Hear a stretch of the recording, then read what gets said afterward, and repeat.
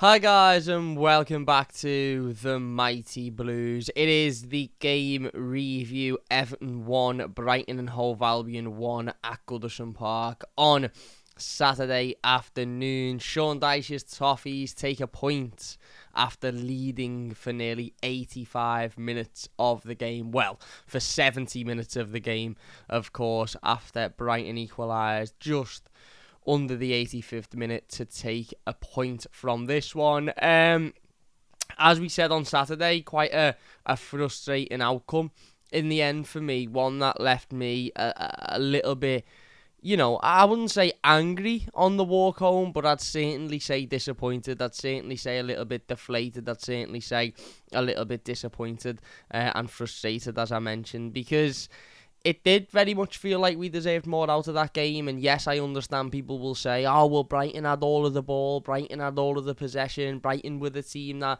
looked like they wanted to get forward and create opportunities, etc, etc, etc. But as we've said before, and I'll say again, possession isn't everything in football. In fact, possession is very, very little in football when it comes to any form of importance. The only thing that is important is the scoreline at the end of the 90 minutes. And at the end of the day, whilst Brighton might have had all of the possession on Saturday afternoon, whilst Brighton might have looked like the better footballing team or the team that were there to win the game, whatever you want to say, the reality of the situation is Sean Dyche's game plan and the way in which those Everton players implemented that game plan pretty much nullified Brighton to very, very little in the game. I've just watched the highlights back on Sky Sports just to give myself a little bit of a refresher before talking about the game, and again, I'm not shocked because I think we all know Sky Sports and Sky as a whole, don't like Everton Football Club very much for whatever reason. But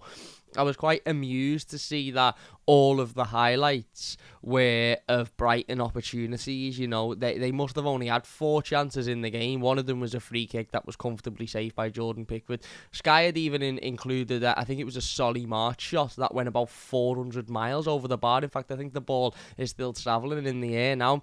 Didn't show Dominic Calvert-Lewin's chance, which he drags past the post, unfortunately. Didn't show, the other good opportunities that we had, and Jack Harrison had a couple of good opportunities in the box to find the pass. Didn't show either of the 2 penalty shouts, one of which for me should have 100% been given on Dwight McNeil because they've been given in other games for other sides, namely Newcastle, who got one 2 weeks ago, which should be investigated for match fixing. It was never a penalty, but this one this week, for Dwight McNeil, not only does it not get given, it then doesn't get talked about or highlighted.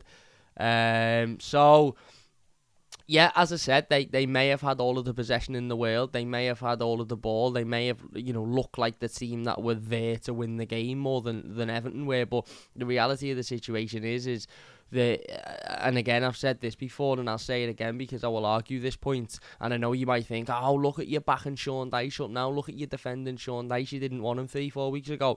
This isn't even a Sean Dyche point. This isn't even a Sean Dyche specific, point of view. My point of view is, I don't care how Everton win games of football. I don't care how Everton have got to perform. I don't care how Everton have got to set up. I don't care how Everton have got to plan to win games of football. All I care about is Everton win the game of football. And I've seen a couple of tweets over the weekend, and listen, each to their own. Some people, I think, prioritise the way in which we play more over than the result that we get, which I don't understand personally, because as I said, I don't care if Everton touch the ball 3 times in the game. If we win the game 1-0, that's all I care about. And yes, the stats in terms of possession are very much in Brighton's favour.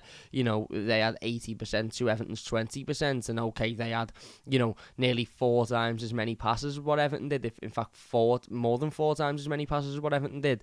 But shots on target, Brighton 2, Everton 4. One of them, as I said, was that free kick. That was, pretty comfortably saved by Jordan Pickford. Shots as a whole, Everton 10, Brighton 7. I seen somebody who was talking about how poor we played on Saturday and how it isn't acceptable for Everton to play like that at Goodison Park, and how are fans, happy with that type of performance? How are fans willing to accept that type of performance? And they used a screenshot of the stats for the game to back up their argument. And yes, Brighton had all of the ball. Yes, Brighton had more passes. But the only real stat that matters for me is the final score. And then if you were to ask me to rank the importance of stats beyond the final score, personally, I would say shots on target, then shots, then chances created, and then possession. Because, as I've said before, I don't really care how long we hold the ball for. I care about what we do when we've got the ball. I would rather Everton hold the ball for 20% of the game but be efficient when they've got the ball and much more efficient than the opposition than Everton hold the ball for 80% of the game and be non-efficient in the slightest. I've watched Everton managers win games of football. I've watched Everton managers win Merseyside derbies with less than 40% possession, but the time that we've had the ball, we've been incredibly efficient with it and we've been able to use it right. And I've seen Everton managers lose games of football 4-0 with 70% possession because when we've had the ball, we haven't got a fucking clue what to do with it. So when people say, I don't understand how anybody can have looked at that performance and understood what the manager was trying to do, I will back the manager in that point because I look at the stats and I think, well, we had more shots than they did. We had more shots on target than they did. I was there physically at the game, so I can't remember more than twice that I felt like Brighton looked like they would score. You know, even their goal come from a fluky deflection from a moment in the game where it didn't look like they were going to create anything from. Fair enough, they did, but it didn't look like they could. Other than that, there was maybe one chance I thought, oh, that was a little bit, heart in mouth. Nothing else. And I just, again, it is each to their own. And as I said, some people ultimately prefer Everton to play well as as opposed to actually getting the result in a game of football. And, we've all lived through a time where we had Roberto Martinez who managed us, in many games of football in which Everton had more possession and ultimately ended up losing the game, including the Merseyside derby in Anfield where we shipped 4 goals and he come out at the end of it and said, yeah, but we had more possession, we had more control of the ball. And I can't seem to remember anybody at that time saying, do you know what, he's absolutely right there, we've just been embarrassed at Anfield, we've conceded 4 goals, we've been laughed at again, but we had more of the ball, so it's alright. Again, I'm not here to try and tell anybody how they should think about football or what their opinion should be. Everybody's entitled to their own opinions. I'm just here to give mine, and my opinion is I honestly couldn't care how much possession we've got. I couldn't care how often we have the ball or how rare we have the ball. What I care about is when we have the ball, we are comfortable with it, we're sensible with it, and we make, we create opportunities and we use it efficiently.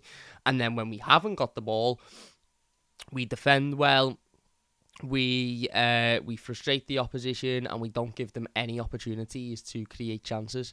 And as far as I'm concerned, on Saturday, do I think we were the most effective when we had the ball? Do I think we were the most efficient when we had the ball? No. I think we could have been better. I think we could have created more. I think we could have done more with it. I've said that in the instant match reaction. I thought both wingers were poor when it came to their efficiency on the ball. But do I think we did our job stopping Brighton from doing anything with the 80% of possession that they had? Absolutely. Because name me 3 clear chances Brighton had in the game to score. They didn't. Name me 2 clear chances Brighton had in the game to score. They didn't. And I sort of use it as this analogy. Let's say, I've been to, I don't know, June, and I've come back, and I can tell you now, Everton beat Fulham in the quarter-final of the Carabao Cup to progress into the semi-final. Great. Everton then get Middlesbrough in the semi-final. In the other quarter-final, Liverpool have beaten West Ham and Chelsea have beaten Newcastle. Everton get Middlesbrough in the semi. Newcastle get Liverpool.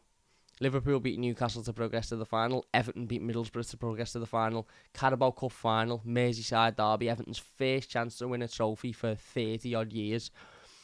Everton win the game 1-0, but we have 24% possession in the game. Are any of us coming on YouTube after it, doing an instant match reaction, or going on to Twitter after the game, or talking to your mates in work on the Monday and saying, yeah, but I'm not happy with that one because we only had 24% possession? No. We're literally saying, I don't give a fuck if we had 1% possession. We've won the game, so who cares? So, again, listen, each to their own, and I understand that there's a large part of the fan base. I wouldn't say a majority, but there's certainly a number of fans who don't appreciate the manager and don't want him to be here. And look, I'm still not firmly in the camp of thinking that Sean Dyche is absolutely the right man. Do I think he has improved his chances of succeeding at this football club over the last 5-6 weeks? Yes, he has. Do I think he has bought himself more time in the eyes of certain fans, myself included? Yes, I do think he has. Do I think he's guaranteed to be an absolute, fantastic manager now and take us forward? No, because there's still a lot to show. And ultimately, Everton have still dropped points this season that we shouldn't have dropped, and we need to make those points up. Yes, the win against West Ham was brilliant. Yes, the last couple of weeks have been fantastic. Pretty much after that Luton game, it's been much, much better. But as I said, there's still a large part of the season to play, and we'll see where we are in a couple of weeks' time. But for me, even when I was, coming on here and ultimately, talking about my grievances with the manager and talking about my issues with the manager, it was never because we didn't have enough possession in games of football. It was always because we weren't winning games of football, and we had created chances and we were efficient with the ball, but we weren't putting them in the back of the net. So, yeah, for me, I couldn't care if we had 20% possession. I couldn't care if we had 80% possession. What I cared about is what we do with the possession. What I cared about is how efficient we are with the ball. How much possession did we have in that game when we beat Brighton 5-1 away from home last season? Let's have a look. Let's have a look at the possession stats for that game, just because I'm interested while we're on the topic. What was it? 5-1 was it? So in that game when Everton won 5-1 in May, a game that a lot of people would sort of credit for keeping Everton in the Premier League, we had 22% possession in that game. We had 5 shots on target. We had 10 shots overall. We put all 5 of our shots on goal in, and we won the game 5-1. You look at that, and if you're a neutral talking about this game or looking at that game, you see 5-1 and you don't even think about what the possession was, because it doesn't matter. It doesn't matter. And I know that there was nobody sitting there on that night thinking, yeah, but we only had 22% possession, didn't we? Nobody, because it didn't matter, and it didn't matter on Saturday either. Ultimately, I think we were unlucky. As I said, to be leading in the game for that amount of time, and then ultimately to concede the goal that we did is very, very, very deflating and very disappointing. But I almost think that there is a positive to take from this, and ultimately the positive to take from this is not only have we taken a point against a really good side, taking a point against the side that a lot of teams won't take a point against this season, but we've also taken a point against the side who last season turned up at Goodison Park and absolutely wiped the floor with us without any issue whatsoever. Comfortably beat us, put 4 goals past us at Goodison Park last season. We never stood a chance. We weren't in the game at all. So we've managed to completely flip that on its head and be the team this time round that frustrated them, that put them on the back foot, that ultimately stopped them from creating the chances they'd usually create, and we're 5 minutes away from winning the game. So the improvements are there to see, not only from last season, but also from 5 or 6 weeks ago. The improvements are there to see. The resilience, the ability for these players to ultimately perform the plan and the idea that Sean Dyche is wanting them to perform. I think that was a big, big issue at the start of the season. At the start of Sean Dyche's reign as Everton manager is, I think there was a lot of discussion about missed opportunities, and there was a lot of discussion about XG and how many chances we've created versus how many chances we're putting in the back of the net. And whilst that was obviously a big, big issue, and I understand that and I agree with that, I think another big issue was the fact that I don't really believe these players were able to, ultimately, I suppose, perform the plan that the manager wanted them to perform week in, week out. I don't think they were able to do it. I don't think they understood it. I don't think they were capable of doing it. Whereas now, they seem much more capable and they seem much more understanding, and it seems like every single time those players step onto that pitch, be it at Goodison Park or away from home, and this is massive, by the way, because in previous years, previous Everton managers have had a plan at home to get results at Goodison Park, but when it come to being away from home, they never had a plan. It was almost like, let's just go out and see what happens, and more often than not, that ended in defeat. But it now seems like every single time those players go on that pitch, they know what the manager expects from them, and they know what the plan is, and they know what they have to go and do. And yes, that didn't end up in a win on Saturday, unfortunately, because ultimately we conceded an unfortunate goal that 9 times out of 10 doesn't go in. And sometimes the plan won't succeed because the manager's plan won't be good enough to beat certain teams, or certain teams will see through it. But I'm quite confident in saying there will be a lot of games of football that we'll win this season just on the basis that the players understand what the manager wants from them, and the players understand how the manager wants them to play and how the manager wants them to execute his plan. And I think we're seeing that more and more often. And as I said, and you add that to the partnerships that are being created on the pitch, and you add that to the atmosphere that ultimately is getting better because Everton are getting better, and we are very clearly much more improved than what we were 5, 6, 7, 8, 9 weeks ago, and certainly much more improved than what we were this time last year. And ultimately, like I said, I think the manager got it spot on Saturday. I really do think the manager got it spot on. Do I think he was faultless? No, because I think the lack of substitutions towards the end of the game was a big reason why ultimately we didn't go on and win the game. I personally would have liked to have seen substitutions made with 15, 20 minutes to go. Bring some fresh legs on, bring some fresh pace on, bring some power on. Bring something new on, something for Brighton to think about. Personally, I wouldn't have taken Dominic Calvert-Lewin off. I'd have put Beto on in place of Decore, and I'd have allowed Beto and Dominic Calvert-Lewin to just cause havoc up there for the last 15, 20 minutes. And give something else for Brighton to think about. Give Lewis Dunk something else to think about with 15 minutes to go.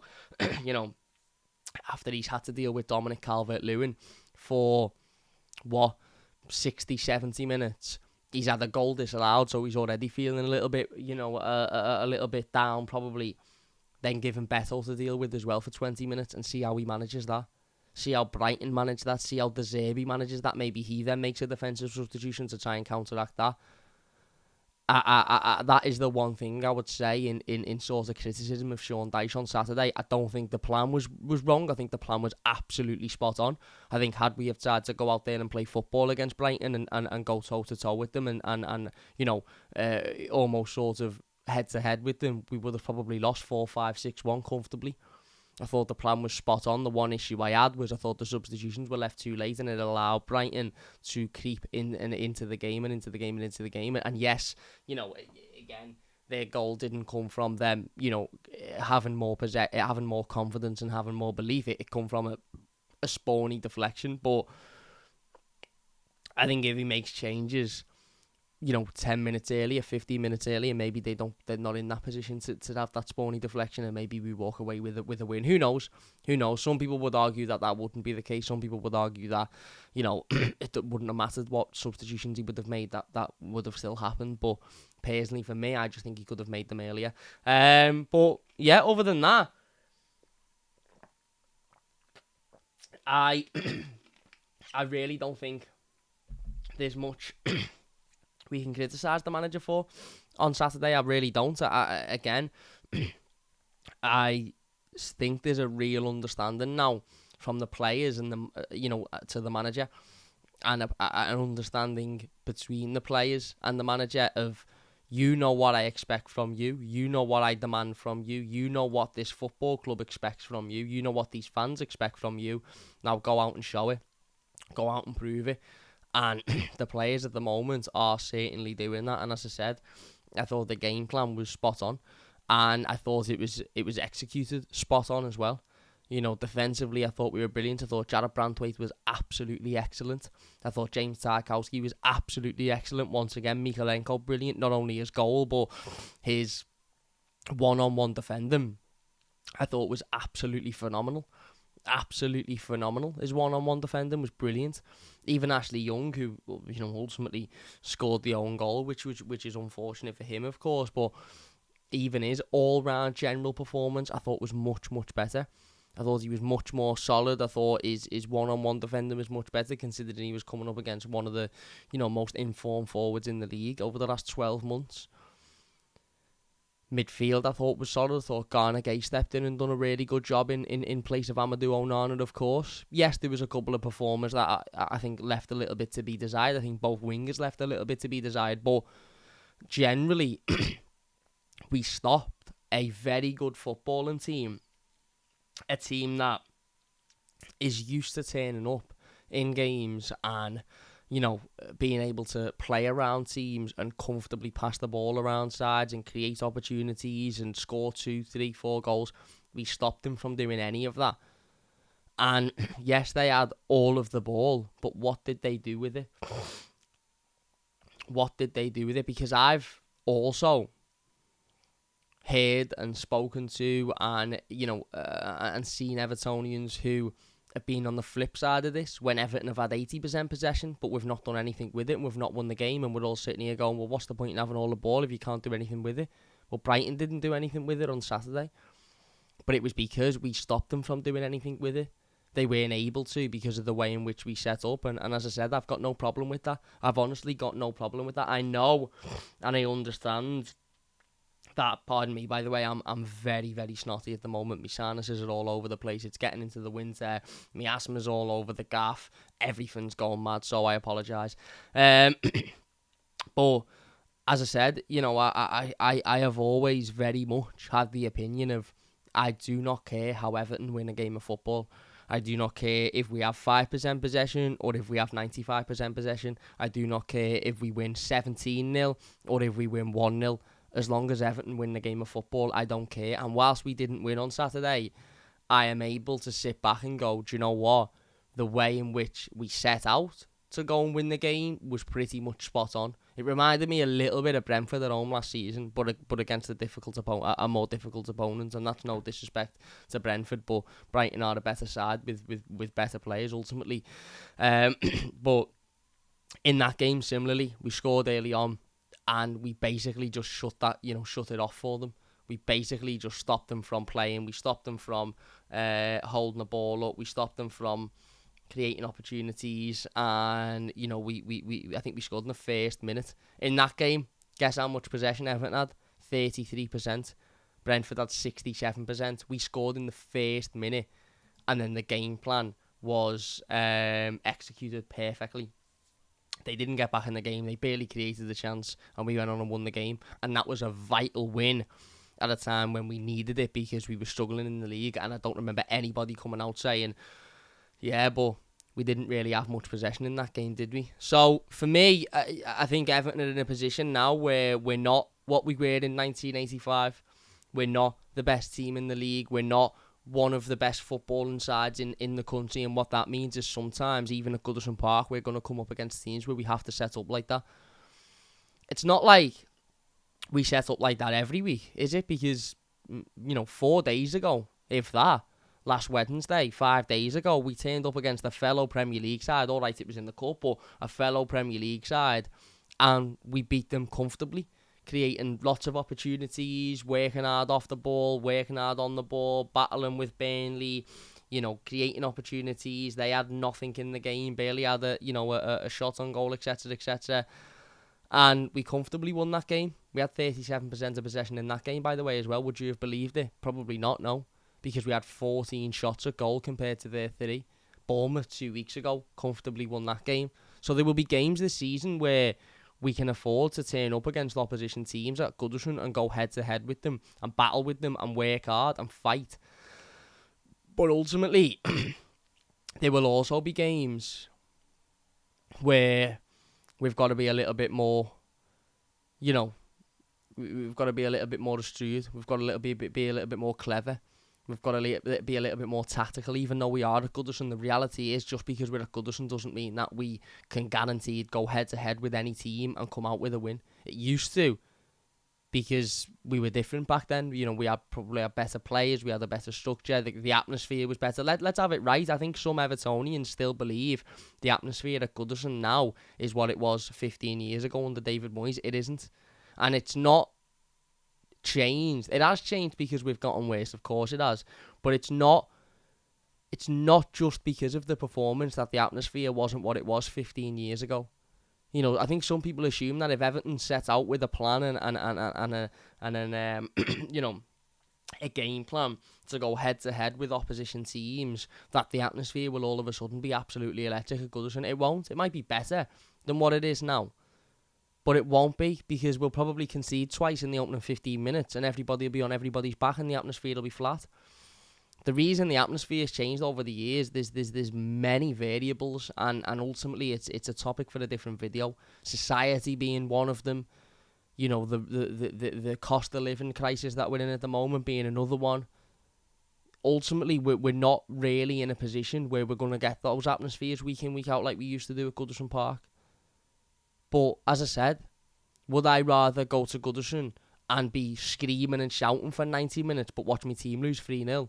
Or would I rather go there, maybe not be on my feet for 90 minutes, but we come away with a win? I'd rather we come away with a win, because it's all about winning games of football.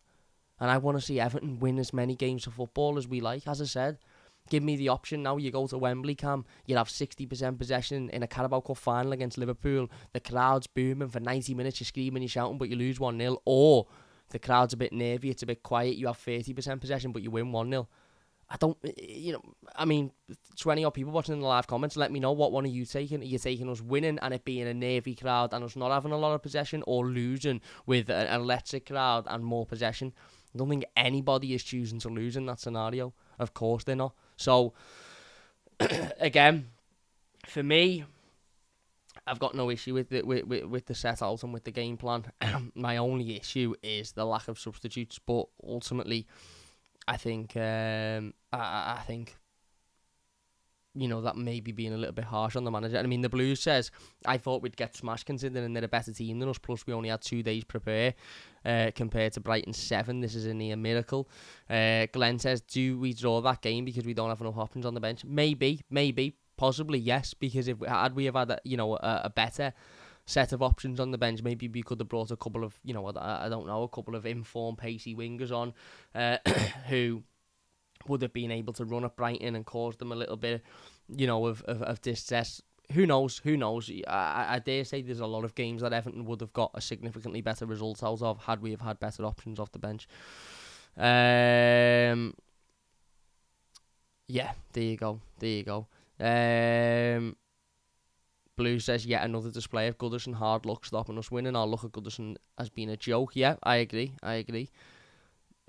New Tile says a 1-0 nervy win. Of course. Glenn says, are you going Palace? I'm not. This isn't a new jacket. It's a half zip.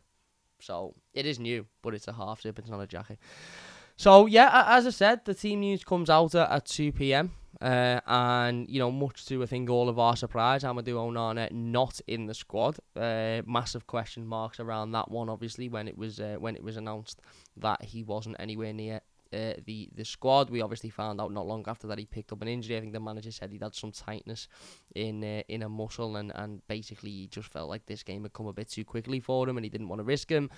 Fine, no problem with that one.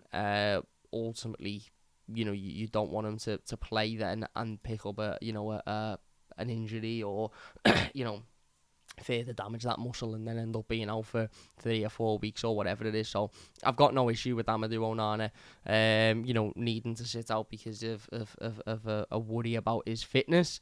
Garner Gay stepped in. That was the only change to the usual side. Obviously, Danjuma come out and Decore come in. Decore coming in for his first time since signing his new contract. And I thought Everton started the game really well. Started the game on the front foot. We had an opportunity in the first couple of minutes. Fell to Decore. Ball comes in. Decore hits it on the volley. Pretty much straight at the goalkeeper. Not really too troubling for the goalkeeper, but it was a shot on target. It was a good sign.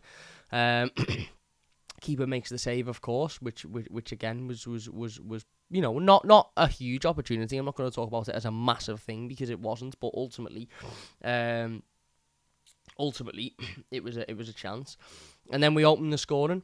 15 minutes into the game, 13 minutes into the game, whatever it was, Dwight McNeil gets the ball again, very similar position that he got it for the Decore chance, whips it in, it takes a deflection.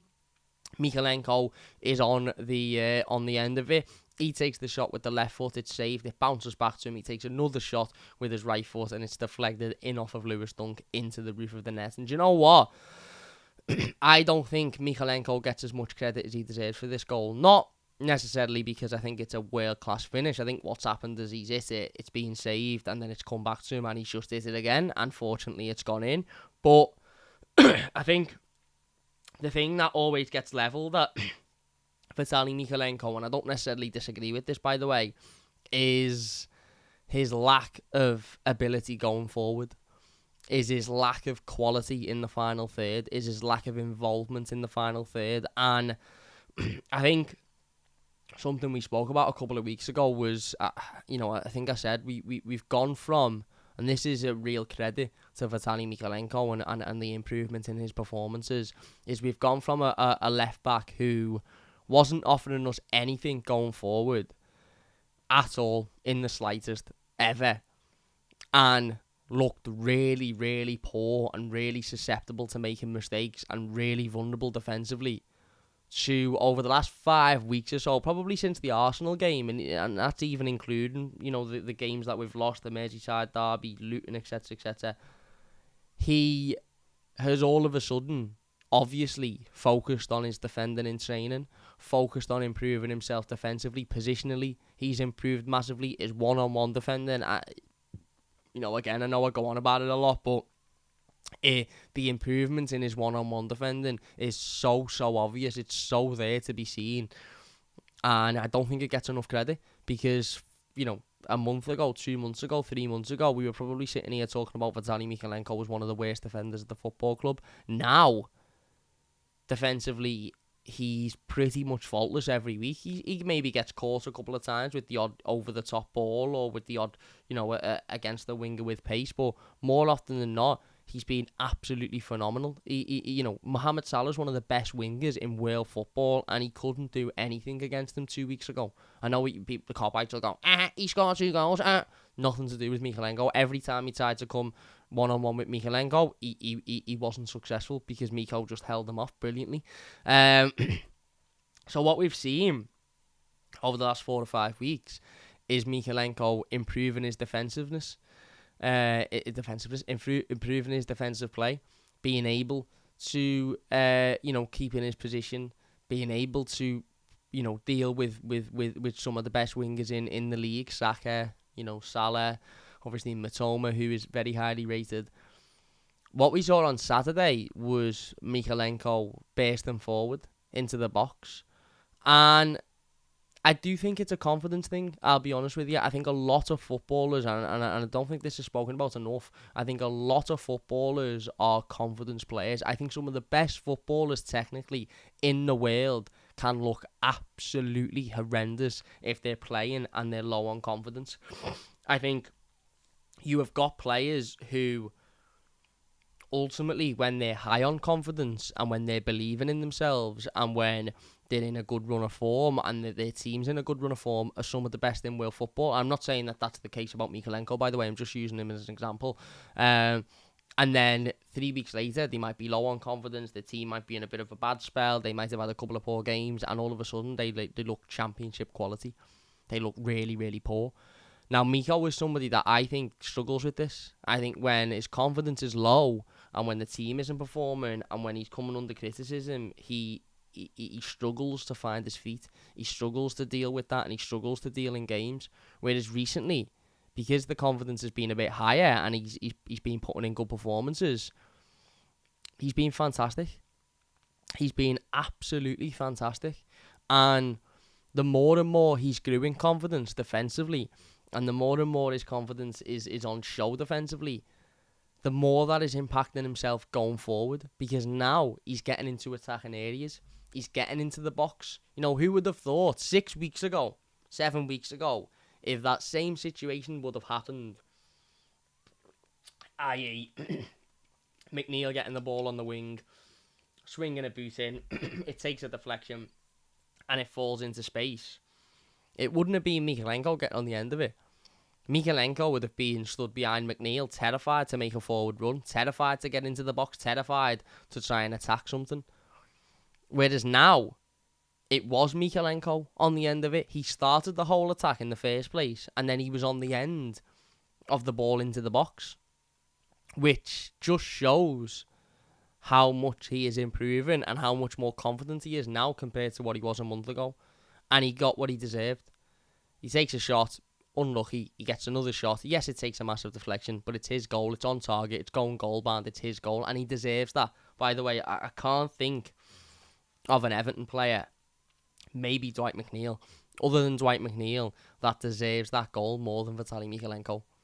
I'm not saying Dwight McNeil deserves it more than Vitali Mykolenko, by the way. I just think Dwight McNeil deserves a goal at the moment because I think he's worked incredibly hard over the last few weeks. But I can't think of an Everton player who deserves that more than Vitali Mykolenko because he has been absolutely fantastic recently. Fantastic. And if he can continue to build that confidence and he can continue to get in those attacking areas, those forward areas, then he will get more goals because he will have more opportunities fall to him. There'll be more times when the ball drops in the box and it's in that area where it's near the 6-yard box and nobody's really got to it because it's been deflected and he can get on the end of that. There'll be many, many, many more of them for him to get on the end of and get goals and assists and create opportunities from there if he just has that bit of extra confidence to go forward. Plus, I think he's gaining that confidence from having Jared Brandtwaite there behind him as well.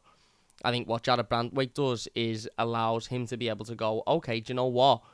I can get forward here. I can take it. I can continue my run. I can create this attack because I know that if I need help getting back or if I need a little bit of cover, I've got somebody who is again similarly in absolutely fantastic form at the moment, looking like one of the best young centre backs this country has produced in a long time behind me. So I think having Jared in there with his confidence and his performances at the moment is helping Vitali Mykolenko to build his confidence up and therefore ultimately impact the team in a positive way.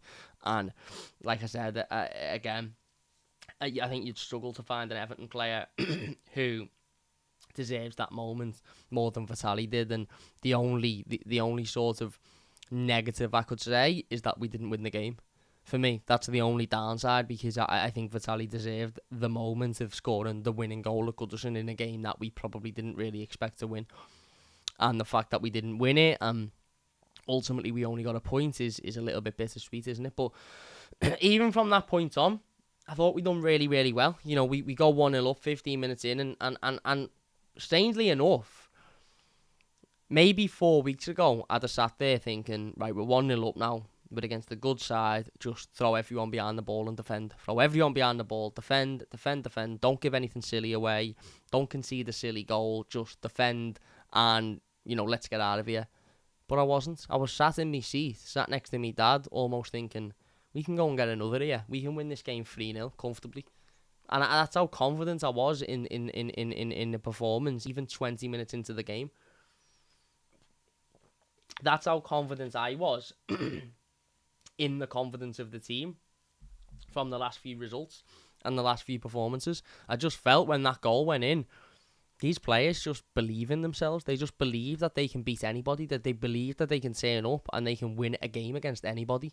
So I felt like, go and get a second, go and get a third. And we had opportunities, we did, as I said, Thomas won, where he gets into a good area, but he just drags his shot wide. We have a couple of sort of half opportunities where we get in good positions, but the decision making is off. We have one with Dom and Jack Harrison where they sort of through on goal, but they can't decide who takes the ball and who doesn't take the ball, and they end up, it's a big mix up and it ends up getting cleared.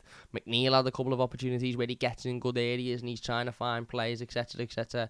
And we were attacking really, really well. And whilst we didn't have many sort of big opportunities, we had the better opportunities in that first half without a shadow of a doubt. We'll talk about the disallowed goal in a moment, but Brighton's best chances in the game come from set pieces. Their best chances in the game come from moments of as I said, of closed play, if you like.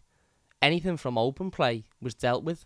Any sniff of an opportunity was dealt with by Jared Brandtwaite or dealt with by James Tarkowski or Mykolenko or Ashley Young, it was dealt with perfectly without an issue. It was only those moments of close play from set pieces that caused us issues. Shock, by the way, because that's our kryptonite, isn't it?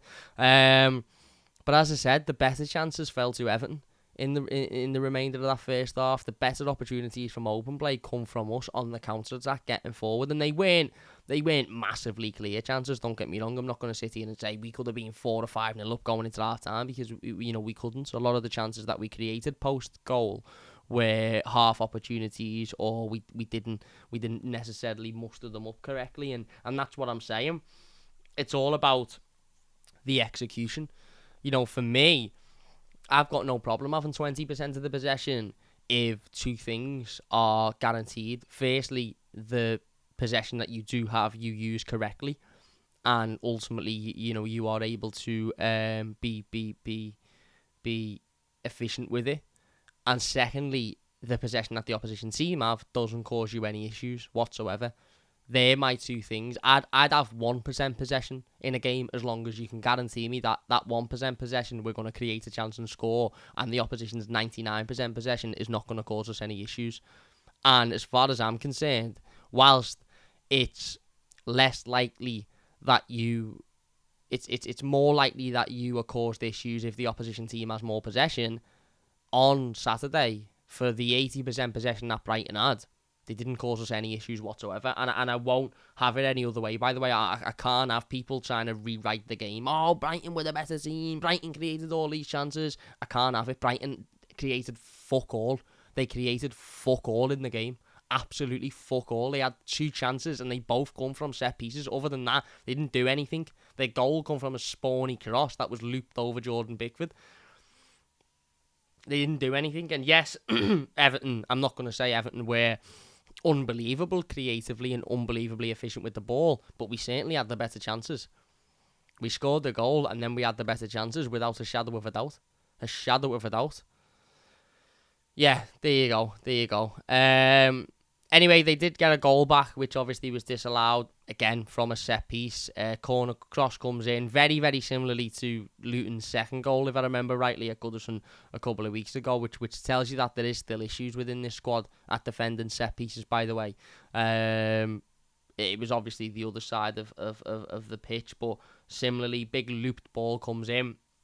Lewis Dunk, 6'4", 6'5", however tall he is, stood on his own at the back post. And to be fair to him, it's a lovely, lovely finish. It's a better finish than the Luton finish, but it's the exact same free kick, isn't it? Looped ball, he's left on his own at the back post, and he gets a free shot off. The Blues says, it's like a boxer claiming they've won because they landed more punches even though they got knocked out cold. Yes, you had quantity, big whoop. Exactly, mate, exactly.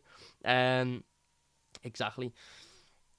Yeah, like I said, it's a fantastic finish, especially from a centre half. He must be absolutely gutted. He must have come off that pitch at full time, seeing how tight it was, and thought, Jesus Christ, I've just scored what would have been the goal of his career without a shadow of a doubt, and it's being disallowed by a toenail, effectively. If you are enjoying, by the way, please hit that like button. It does only take a second if you're new to the channel. Don't forget to subscribe. That would mean a huge, huge amount to me. Look, I'll admit, it was tight. It was very, very, very tight. Again, I've got people telling me on social media that it's onside, that it should have counted, etc., etc. The same people that were telling me that Conor Cody's goal against Liverpool last season was miles offside. You're talking about cop-outs, basically, that one rule for them and another rule for another. The reality is it was tight, and in situations like that, sometimes they will go for you, sometimes they will go against you. And again, I know people will say, but funny how you're not calling out the referees now. Funny how you're not calling out for you. I've not got an issue with offsides. And I think you'll find I've never really come on this channel, and I've got a general issue with offsides. I think the AI system should be in place, and I think the reason the AI system isn't in place is because that would stop the Premier League from being able to manipulate results and decisions in games of football. And it's very clear that the Premier League want to be able to manipulate those decisions. Otherwise, they'd have brought in the AI, which tells you instantly whether something's offside or not. Rant over. But I've never had a huge issue with with offside decisions, sort of in that situation. I think it's stupid that you can be ruled offside by a toenail But Everton have had goals disallowed, many goals disallowed, because there's been a toenail offside. We would have won a Merseyside derby last season if it wasn't for a toenail being offside. Lewis Dunk would have got his goal, and what a goal it was, to be fair to him, if it wasn't for the toenail offside. That's what it is. That's the way the cookie crumbles. And he is offside, by the way. He is offside. All of this thought, he's onside. It's bollocks, he's offside. Is it tight? Yes, it is extremely tight. Is it unfortunate for him? Well, yeah, because it's a fantastic finish, but ultimately it's offside. And had it have been given, it would again have raised questions of corruption, and rightly so. It was offside. Everton get away with one, but we don't get away with one because Brighton have had 80% possession and Brighton have been the better team, etc., etc. We got away with one because, once again, we weren't able to defend the set piece. And that is something that needs working on now, especially if we're going to adopt this system of certain games, sitting back, defending, allowing the opposition team to have all the possession. That's fine. We've shown a couple of times that we're able to deal with open play opportunities. We're able to deal with teams with all the ball in open play.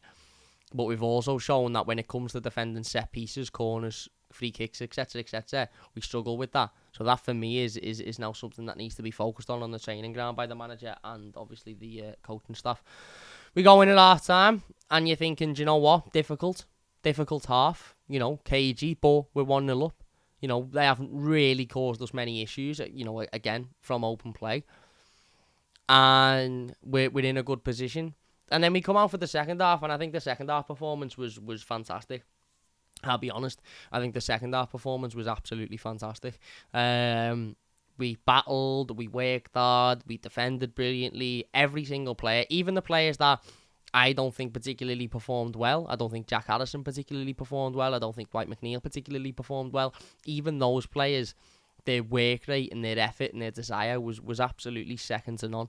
It really, really was second to none, and they deserve massive, massive credit for that. I thought Dominic Calvert-Lewin was fantastic. Didn't get a goal, wasn't really creative, wasn't really involved an awful lot, but his work rate and his off the ball ability and his ability to occupy defenders and stop defenders from being able to have a comfortable afternoon is just absolutely fantastic. It really, really is. Like I said before, defensively we were brilliant, and we were, again, similar to the first half, couple of half chances created, not an awful lot created. I'll be honest, we didn't, it wasn't like we were hit the post or we hit the bar, etc., etc. But that wasn't the aim, because we were already winning the game. The aim was to stop Brighton from doing that, and once again we did. Matoma, nothing in the second half. Their forwards, they brought João Pedro on, nothing. Evan Ferguson was dealt with perfectly. We said in the preview it'll be really, really interesting to see that dynamic between Evan Ferguson and Jared Branthwaite, two of the best at their age in their position. It'll be interesting to see how they obviously deal. Jared Branthwaite dealt with them without any issue whatsoever. And you think, don't you? 10 minutes to go, we make a change. So I felt, like I said, that the change should have come 5 or 10 minutes earlier. Would that have had a different impact on the outcome of the game? Who knows? It may have done, but it also equally might not have done as well. We don't know. And it's just gutting, isn't it?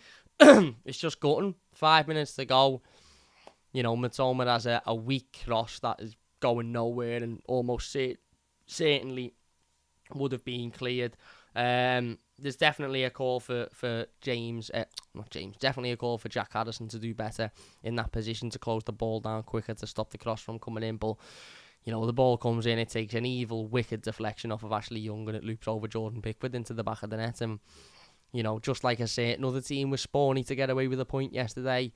I think Brighton was spawny to get away with a point. And as I said, this whole, Everton got away with one, Everton were lucky, Brighton deserved more. You don't understand football. You just don't understand football. Anybody that understands football and watched the 90 minutes of that game on Saturday understands that Brighton were fortunate to come away with a point, because they didn't deserve anything from the game. They didn't. You can talk to me about how much possession they had. If they'd have hit the bar twice, the post 3 times, had 3 offside goals, then yeah, you'd say maybe they did deserve something, but they didn't. They had a Lewis Dunk offside goal, which, as we've said, was offside. Whether it was tight or not, it was offside. And they didn't have anything else in the game. You know, Sky showing a Solly March shot, which is rifled 3 miles over the bar, is embarrassing. It's quite frankly, if I'm Sky Sports, I'm embarrassed with myself of that. I'm absolutely embarrassed with myself. Because they're trying so hard to make it look like Brighton with a better team and deserve the results, etc., etc. Why didn't they show Dominic Calvert-Lewin shot, which went wide? Why didn't they show, again, James Garner had one, I think, that went over the bar. Not Onana.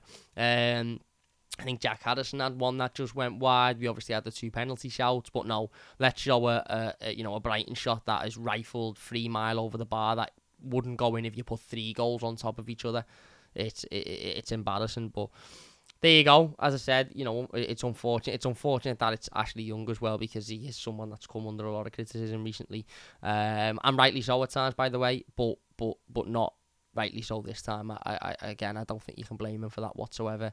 And I actually thought he had a pretty decent game, and then ultimately the final whistle goes and we come away with a point. And as I said, frustrating and ultimately disappointing, because we should have won that game. We should have absolutely won that game. I suppose to walk away from a game of football that we were dominated so heavily in this time last year and lost so convincingly, to walk away from it a year later frustrated that you didn't win it because you should have won it, shows that there's a clear improvement in this team. And as I said, I don't think Sean Dyche is completely out of the out the forest yet in terms of his security as Everton manager, but I do think he has given himself a lot more time than what he had 4 or 5 weeks ago, and I do think we're seeing improvements from this team, and it's all about now picking ourselves up. If we go and beat Palace next week, I'll be really, really, really impressed, because we very rarely beat Palace away from home. If we can go and do that again with a similar performance to West Ham, then I'll be really, really, really impressed. But yeah, unfortunate one, this one. We deserved more. We should have gotten more. Ultimately, we took a point, and I suppose a point at home to Brighton isn't the worst result in the world. There you go. We're going to leave it there. If you have enjoyed it, please do leave a like. Don't forget to go and check out FanHub in the description down below. Use the code THE-UBP. You'll get on there. It means a massive, massive amount to me. We're going to be using FanHub an awful lot more this week in the content, so look out for that. There you go. If you have enjoyed it, please leave a like. If you're watching the YouTube video, leave your thoughts down below. If you're new to the channel, don't forget to subscribe, and we'll see you after.